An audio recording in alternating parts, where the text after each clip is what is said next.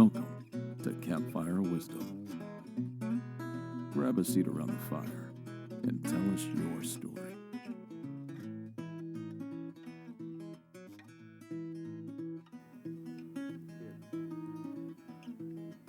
All right, dude, we are fucking live, man.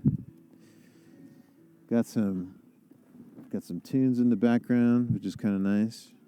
And yeah, I'm here with my buddy Marlon. Oh shit, I should say. Let me start that again. Sorry. That's a super stoner beginning. Holy shit. Welcome back to Campfire Wisdom. This is Greg. I'm sitting here with my buddy Marlon from work. We're just hanging out at this awesome site. And I gotta say, first off, thank you so much for sharing this with me because No problem, man. there's something about trusting someone with your campsite, spot, yeah. right? Yep. Is this is one of your babies? Dude, this is the spot right here, man. One of the spots that I go to.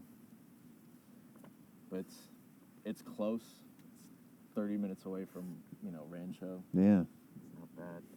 Dude, it's perfect, man. it is, right? And so, I got to say in going hand in hand, because this is your spot, if you want to say where it is, that's great. If you don't, I totally respect that. So, yeah. God, there's something about just being outside moments like this. Get a real good chance to, Dude, just be away from stuff and, just chill, man. yeah. Not be on your phone, not be on any, Yeah, absolutely. That is, that's what makes this spot nice is no service. Yeah, you're not know?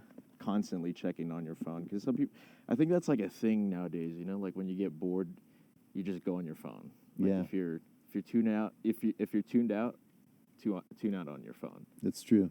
That's But true. there's other stuff that you can tune out on.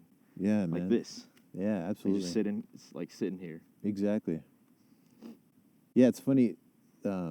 Mike K from work helped me get that Moment app. Moment. It's like this app. It's called Moments. Uh-huh. And so I put it on my phone. I was like, oh yeah, I really want to be more conscious about my phone usage. In my mind, I was like, I don't use my phone that much. I don't use it that much. So I had put it on there, and I was like, at some point, it asks you do you want alert notifications? Like, yeah, I want to know if this were to happen, if I was to maybe use over my amount of time. And so I set it at 2 hours. I'm like, there's no way that I look at my phone more than 2 hours in a day. At some point, my phone's like, bing, bing, you're past 2 hours, bing, bing. And it was 4 hours into the day. I'm like, oh, fuck, how am I going to... I literally had to turn off the notifications. And I now have ultimately uninstalled the app just because it's reminding me that I'm actually more connected than I want to be, Yeah. I think he mentioned that to me. And I think I remember I was like, that's weird. I was like, I don't really want to track how long I'm using the phone because I'm not really on my phone. At least, at home, yeah, I'll tune out on the phone. Yeah. But every now and then, you get the itch to just, disconnect and tune out to other shit. Yeah. How did you first get into, wanting to be outside? Do you remember, a moment? Dude, or? I think as a kid, I was just outside a lot. Okay. I played outside. Okay. My get off, get out of school, get home, take off your because where I grew up, the school I went to was a private school. Okay. So they had uniforms. Okay. Go home, get out of those, get out of the uniform. Was it a Catholic school or something? Yeah. Okay, gotcha. Catholic school. Gotcha. And then go outside until sun goes down, the lights go up. Yeah, that's cool, man. Yeah. That's cool. You can grow up like that. It's crazy to think that we're not that much removed from our generation that's having children, but now everyone's like, be careful, Johnny. What are you doing? You're out till dark. Where are you going? Here, take a phone. It's like we almost forcing that connection on our kids. It's kind of bizarre. Where I grew up, it's Quezon City. Okay. That's maybe 25 minutes away from Manila. Okay, gotcha. So I lived in this apartment area, but outside, there's trees. You can go outside. And I remember as a kid, I would just catch spiders.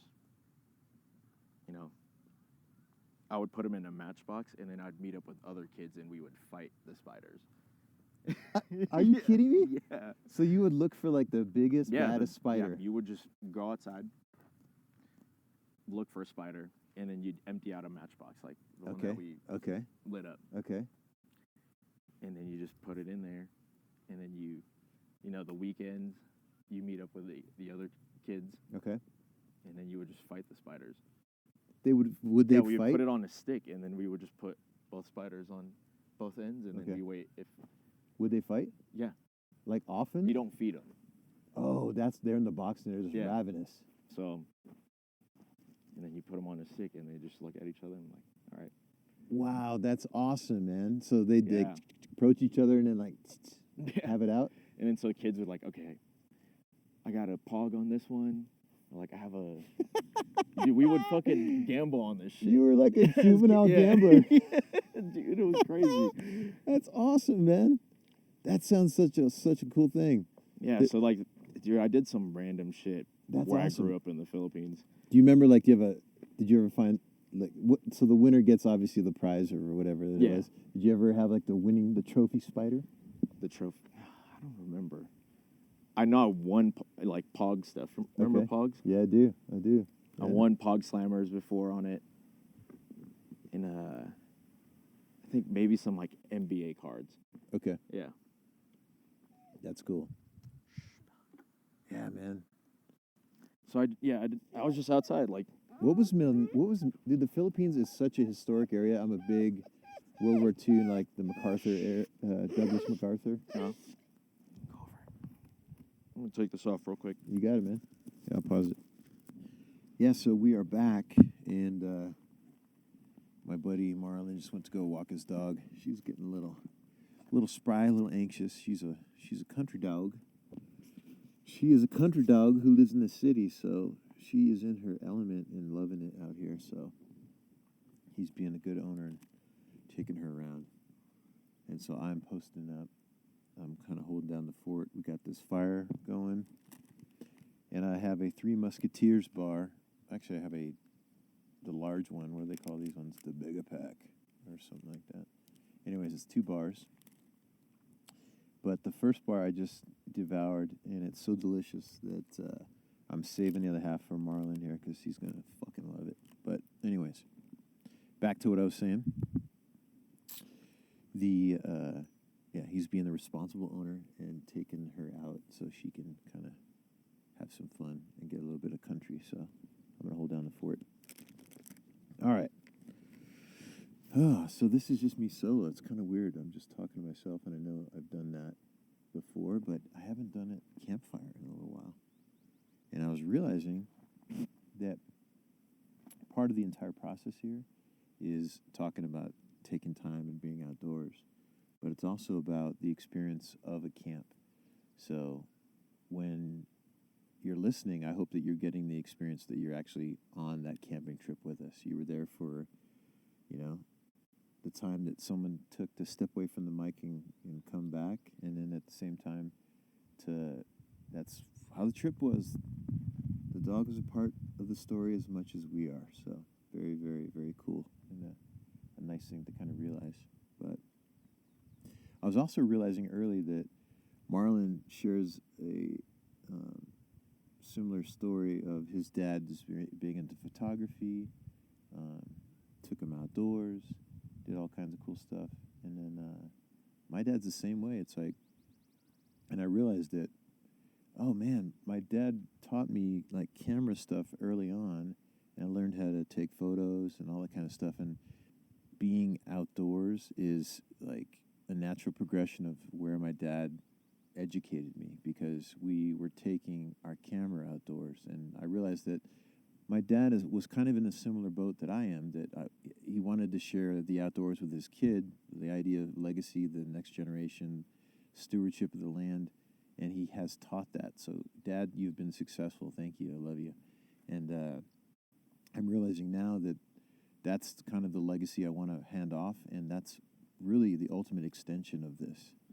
It's bringing camping to other people, but it's also bringing it to my kin, the next generation, and sharing that with others. I hope people get that. But a great idea that Marlon had earlier was starting a Boy Scout true. And man, what a fucking great idea. And it makes sense. Guys of like mind that are into outdoors, teaching those type of skills to their kids and sharing that with others and finding reasons to be outside, because you're outside, you're with your son, you're with your family, you're, friends. Is there a way to do that without the constraints of an organization? And that's actually it. How do you create a Boy Scout environment, that stewardship and everything, without the tight, rigid constraints of that type of organization? And I guess that's my goal. So I want to create, campfire wisdom, just a mentality.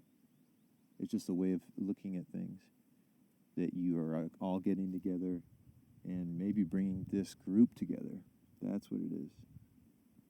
Bringing this group of like-minded people together to camp. That is my goal. Bringing like-minded people together outdoors. Wow. Like-minded. Okay, now that sounds like we're like a cultist party. Just being outdoors. What the fuck?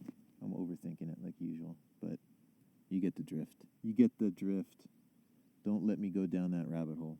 But yeah, so we might be back. And if we are, fantastic. If not, it's all good, because it's Campfire Wisdom, and it is a moment in time in camping. Well, dude, like you were saying, the whole concept of overlanding, that's awesome. Yeah, like, man. How do you? You it's gotta look that shit up. I'm gonna dive down that rabbit hole, dude. Seriously, Because I'm excited you've about obviously that. backpacked. Yep. And hiked. Yep. But just imagine More hiking. Actually, I've done more hiking and backpacking since I've been dating my girl than ever. Mm-hmm. But I realized that I actually enjoy it now. When I was a Boy Scout with a fucking pack, I was like, this sucks. Yeah.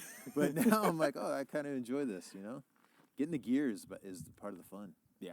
Yeah. Just the first initial investment, and then that's it. Yeah. All you gotta buy is like the stuff that you gotta fill back up again, like your food. But so imagine that, but then driving to these places, and then posting up at a spot, and then if you want to hike further, sure. Yeah, absolutely. Just go back to your spot. Absolutely. And dude, this car is doing it, man. This is completely stock.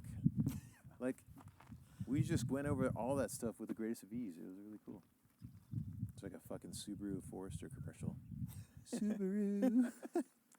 What's your You should, tagline? dude. You What should is like the partner tagline? with them. Like, be like a. Don't they? They have like photojournalists who take their cars pictures. And Yeah, just man. fucking- Like they have like those ambassadors and shit. Yeah, right? Yeah. social media. Dude, Yeah. that's the I guess that's the what dream, man. everyone's trying to do, yeah, right? that's a dream. Like if I could just go on assignments and shoot, Oh, that'd be great, right? that'd be awesome. I gotta admit, I fucking dream mine too. It's like, wouldn't that be amazing? Isn't that what you all want to do? Because it's not necessarily that. It's just like you're being free to call the shots. You know what I mean? Mhm. And you're being paid to go see the world. Yep. That's cool, man. That's why superpowers, dude. If I can have one superpower, Yeah. teleportation, dude.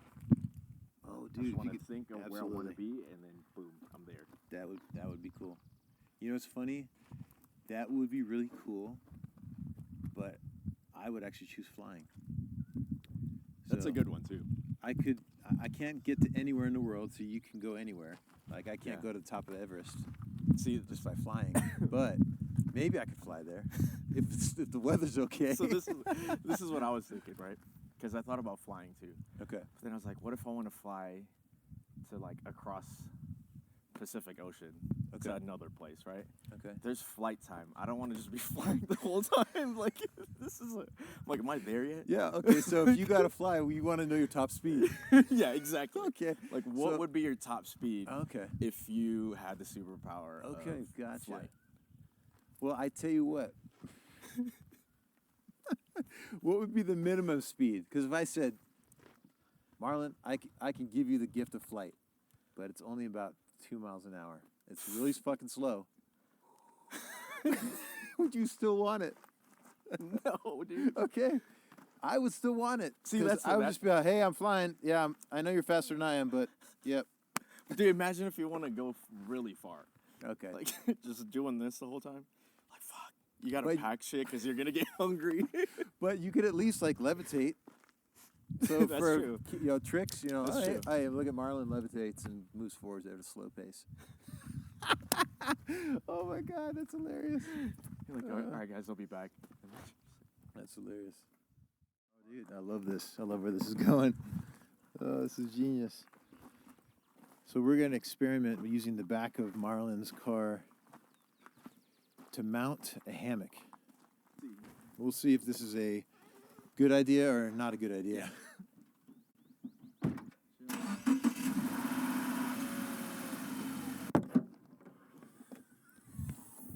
All right, dude. I think that's going to be the proverbial cat's meow. Yep, because you can adjust it. You can choke it up. Oh, yeah. Dude, nice. Fuck yeah, dude. Are you kidding me? All right. For safety purposes, I wanted to just make sure it was cool. But, brother, you got to enjoy this because you made this possible. Check it out. Perfect. Yeah. Fuck yeah. Dude, that's another great reason. Damn. I never thought about having the car as the other mount. I don't know why. I should have thought about that. This is perfect. So, I want to say thank you to everybody. Thanks for listening. Don't forget our camping trip. And, yeah, it's going to be amazing. So, join us May 18th to the 20th at McGill. Actually, how we're calling it, Camp McGill. So, join me at Camp McGill. I would love to see you. And have a great one. So, goodbye from Secret Camping Spot. Bye-bye.